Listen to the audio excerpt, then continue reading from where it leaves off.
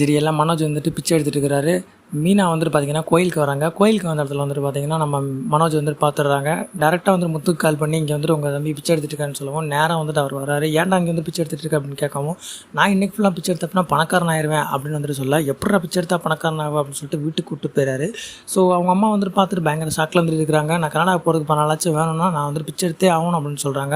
வீட்டில் எல்லோரும் சிரிக்கிறாங்க, கஷ்டமாகவும் வந்துட்டு படுறாங்க. ஸோ சுத்தியோட அம்மா அப்பா வந்துட்டு பார்த்திங்கன்னா பயங்கர ஷாக்கில் இருக்காங்க. என்ன அப்படின்னு பார்த்தீங்கன்னா, சுத்தி வந்துட்டு விஜய் வந்துட்டு மிரட்டிட்டு போயிருப்பார். ஸோ அப்போ வந்துட்டு நம்ம முத்து தான் வந்துட்டு ஹீரோ என்ட்ரி கொடுத்து காப்பாற்றிருப்பார். ஸோ இதெல்லாமே வந்துட்டு அவங்க வீட்டில் வந்துட்டு சொல்ல, சுத்தியோட அப்பா வந்துட்டு இதெல்லாமே வந்து முத்து வந்து செட் பண்ண பிளானு, அப்போ தான் வந்து நீங்கள் ஒன்று சேருவீங்கன்னு சொல்லி வந்துட்டு இந்த மாதிரி பிளான் பண்ணியிருக்கேன் அப்படின்னு சொல்ல, ஸோ அதெல்லாம் வந்துட்டு கிடையாது, நான் வந்து அங்கே இருக்கிறது தான் கரெக்டாக அப்படின்னு சொல்லிட்டு சண்டை போட்டு வந்துட்டு அவங்க அங்கேருந்து கிளம்பிடுறாங்க. ஸோ கூடிய சீக்கிரத்தில் சுத்தி அண்ட் ரவி வந்துட்டு எங்கள் வீட்டுக்கு வந்துடுவாங்க அப்படின்னு சொல்லி ஒரு நம்பிக்கையில் வந்துட்டு இருக்காங்க. அது மட்டும் இல்லாமல் இப்போ முத்து அண்ட் மீனா வந்து ரொம்பவே சந்தோஷத்தில் இருப்பாங்கன்னு நினைக்கிறேன். அவங்க நினச்சிருந்தா நடக்க போதும். உங்களோட கருத்துக்கள் எது வந்தாலும் மறக்காமல் கான்பாஸாக லீவ் பண்ணுங்கள். அடுத்த ப்ரோமோ எடுத்துச்சுக்க சப்ஸ்கிரைப் பண்ணிக்கோங்க.